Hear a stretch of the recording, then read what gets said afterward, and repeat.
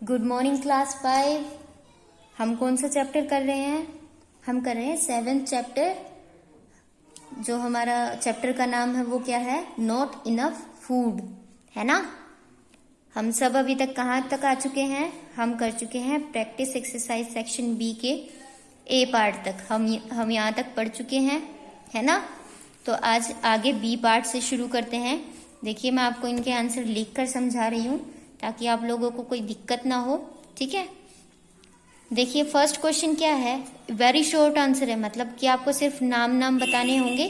कुछ ज्यादा बड़े लंबे चौड़ी स्टेटमेंट नहीं लिखनी है, आपको सिर्फ नाम बताने हैं। फर्स्ट क्वेश्चन देखिए, गिव 2 कॉजेज ऑफ फेमाइन।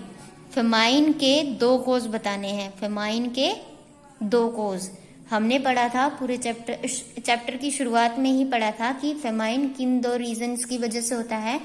तो आंसर देखिए, the 2 causes of famine are natural calamities and human created problems. क्या है? Natural calamities and human created problems, है ना, आपको याद होगा। अब देखिए सेकंड क्वेश्चन क्या है? Name 3 natural calamities. आपको 3 नेचुरल क्लैमिटीज यानी कि प्रकृति में होने वाली दुर्घटनाएं या फिर कोई परिवर्तन, बदलाव जब होता है उसकी वजह से क्या होती है, प्रॉब्लम होती है। तो उनका तीन चीजें बतानी है जो क्या होती है, हमारी नेचुरल क्लैमिटीज में इंक्लूड की जाती है। तो हमने जब नेचुरल क्लैमिटीज वाला पॉइंट किया था तो हमने उसमें पढ़ा था फ्लड होती है ना, बाढ़। जब बहुत सारा एक्सेसिव रेनफॉल हो जाता है तो क्या आ जाती है, बाढ़ आ जाती है। अर्थक्वेक, जब हमारी धरती पर क्या होता है, भूकंप आता है, वो किस वजह से आता है? जब हमारी प्लेट्स जो अंदर की तरफ है ना, हमें ऊपर सरफेस पूरा क्लीन दिखाई देता है, लेकिन पृथ्वी के अंदर क्या है, अर्थ में क्या है कि बहुत सारी बड़ी बड़ी चट्टानें हैं, वो आपस में क्या होती हैं, रगड़ती रहती हैं एक दूसरे को, और जब वो एक दूसरे से टकरा जाती हैं तो क्या होता है, अर्थक्वेक आता है। ओके। Volcanic eruption. इरप्शन का मतलब मैंने आपको पहले भी बताया, क्या होता है, विस्फोट यानी कि फट जाना। वोल्केनिक इरप्शन मतलब ज्वालामुखी में जब विस्फोट हो जाता है या वो फटने लग जाता है तो क्या होता है, लावा निकलता है, धूल निकलती है, मिट्टी निकलती है ना, और गर्मी बढ़ जाती है। इस तरीके से क्या होता है, नेचुरल क्लैमिटीज हो गई, है ना। 3 नाम बताने थे, फ्लड, अर्थक्वेक, वोल्केनिक इरप्शन। आप 4th भी लिख सकते हो, थंडर स्टॉर्म, यानी कि जब तूफान आता है जिसमें बारिश और बहुत तेज आंधी आती है तो उसको बोलते हैं थंडर स्टॉर्म, है ना। सुनामी हो गया, और इस तरीके से आप खुद से भी बता सकते हो ना। साइक्लोन आ जाता है, चक्रवाती तूफान जिसको बोलते हैं हम, साइक्लोन हो गया या फिर सुनामी हो गया। इस तरीके से आप कोई भी 3 नेचुरल क्लैमिटीज बता सकते हो। जरूरी नहीं है आपको जो बुक में दे रखी है वही लिखनी होगी, ठीक है। आप जोन सी में कंफर्टेबल हो आप वो लिख देना। ओके। अब देखिए क्वेश्चन नंबर सी क्या कहता है, शॉर्ट आंसर क्वेश्चंस हैं। आपको ना थोड़ा मतलब स्टेटमेंट देनी है। अब यहाँ पे आपसे सीधा नाम पूछा गया था कि कॉजेज कौन से हैं फेमाइन के, 3 नेचुरल क्लैमिटीज कौन सी हैं। यहाँ पे आपको थोड़ा सा ना बड़ा करना पड़ेगा आंसर को, ठीक है। तो फर्स्ट देखिए, what is meant by hoarding. Hoarding क्या होती है, जमाखोरी। जमाखोरी से आप क्या समझते हो, ठीक है। हमसे पूछा है कि what is meant by hoarding, कि होर्डिंग का मतलब क्या बनता है। तो हमें वो उनको एक्सप्लेन करना पड़ेगा। सामने वाले को, जो पेपर चेक करेगा ना आपका, उसको पता नहीं है तो आपको उसको समझाना है, ठीक है। कैसे समझाओगे?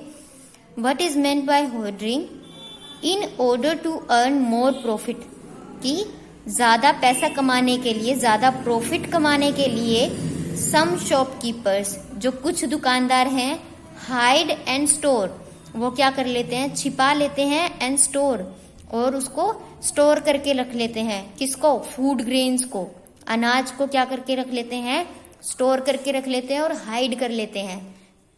इन दियर गोडाउन्स, अपने गोडाउन्स में क्या करते हैं, ज्यादा प्रॉफिट कमाने के लिए वो अनाज को छिपा लेते हैं और स्टोर करके रख लेते हैं। कहाँ पर? उनके गोडाउन्स में। This is called hoarding. इसको क्या कहते हैं हम? जमाखोरी, होर्डिंग। हम इसको क्या बोलते हैं? Hoarding. And this is illegal and punishable by law. और ये कानून के नजरिए में क्या है, इलीगल है, अवैध है, मतलब कि ये गलत काम है, एंड पनिशेबल। और जब कोई शॉपकीपर ये काम करता हुआ पकड़ा जाए तो उसको क्या मिलती है, पेनल्टी लगती है। क्या लगती है, पेनल्टी। ठीक है, यानी कि उसको पैसे भरने पड़ते हैं और क्या हो सकती है, सजा भी हो सकती है, जेल, है ना, हो सकती है। ठीक है, this is illegal and punishable by law. अब देखिए सेकंड क्वेश्चन क्या है, how does improper food storage lead to shortage of food. Improper food storage हमने पढ़ा था ह्यूमन क्रिएटेड प्रॉब्लम्स में, है ना।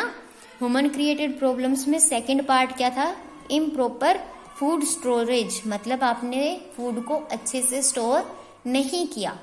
अब ये पूछ रहे हैं हमसे, अगर फूड को अच्छे से स्टोर नहीं किया तो उससे शॉर्टेज ऑफ फूड कैसे होती है।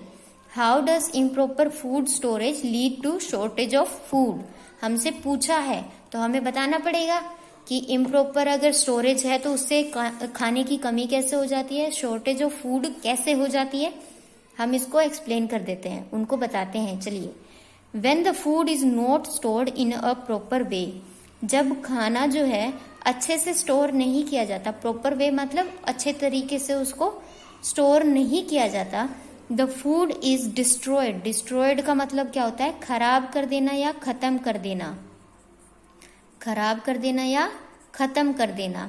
बाय इंसेक्ट्स, इंसेक्ट क्या होते हैं, छोटे छोटे जीव होते हैं, जैसे कि दीमक हो गया या फिर कोई और, जैसे टिड्डी हो गए, है ना। टिड्डी दल आजकल फसलों को खराब कर रहे हैं, आपने सुना हो राजस्थान में, है ना, अब तो वो हरियाणा में भी आ चुके हैं। तो वो इंसेक्ट क्या होते हैं, क्या करते हैं, फूड को खराब कर देते हैं, डिस्ट्रॉयड कर देते हैं, खत्म कर देते हैं। रैट्स, चूहे, चूहे सबसे ज्यादा खराब करते हैं। इंसेक्ट और माइक्रो ऑर्गेनिज्म, माइक्रो ऑर्गेनिज्म इनसे भी, इंसेक्ट से भी छोटे छोटे जीव। इंसेक्ट तो हम आंखों से देख सकते हैं, बिल्कुल क्लियर दिख जाएगा हमें, लेकिन माइक्रो ऑर्गेनिज्म आप नंगी आंखों से नहीं देख सकते, उसके लिए आपको लेंसेज की जरूरत पड़ती है, माइक्रोस्कोप की जरूरत पड़ती है, जो छोटी छोटी चीजों को बड़ा करके दिखाता है। तो वो माइक्रो ऑर्गेनिज्म आ गए। अब देखिए, सबसे ज्यादा ये खाने को डिस्ट्रॉय कौन करता है, रैट करते हैं, क्योंकि ये छोटे छोटे होते हैं तो छोटे लेवल पे ही खाने को खराब करते हैं। लेकिन रैट जो होते हैं वो पूरा का पूरा अनाज खा सकते हैं, आपको पता है, छोटे से होते हैं लेकिन सारा अनाज खराब कर देंगे आपका। इसीलिए क्या होगा, this destruction of grains lead to shortage of food. Destruction का मतलब क्या होता है, डिस्ट्रक्शन का मतलब होता है इस तरह से खराब हो जाना। ये खराबी क्या करती है, शॉर्टेज ऑफ फूड कर देती है। जब इस तरीके से हमारा खाना खराब हो जाता है, किनके, कौन खराब करता है, insect, rat and micro organism. जब ये खाने को खराब कर देते हैं तो क्या होता है, शॉर्टेज ऑफ फूड हो जाता है। ओके, तो हमने इनको बता दिया ना कि अगर प्रॉपरली आप स्टोर नहीं करोगे तो क्या हो जाएगा, खाना खराब हो जाएगा। और उनको खराब कौन करेगा, insect, rat and micro organism. Okay, आप इनको एक्सप्लेन करके बताओगे कि हमारा खाना खराब हो जाता है और क्या हो जाता है, उससे शॉर्टेज ऑफ फूड हो जाती है ना। ठीक है, अब देखिए डी पार्ट मैं आपको कल वाली वीडियो में करवाऊंगी, ताकि मैं आपको अच्छे से तीनों क्वेश्चन समझा सकूं। आज के लिए आपका यही काम है, आप ये दोनों क्वेश्चन ये 4 क्वेश्चन आप फेयर नोटबुक में भी कीजिएगा और इनको अच्छे से लर्न भी कीजिएगा। आपके टेस्ट होंगे जब आगे, तो मैं इस लेसन में से भी क्वेश्चन दूंगी। ओके, तो आप अच्छे से करिएगा।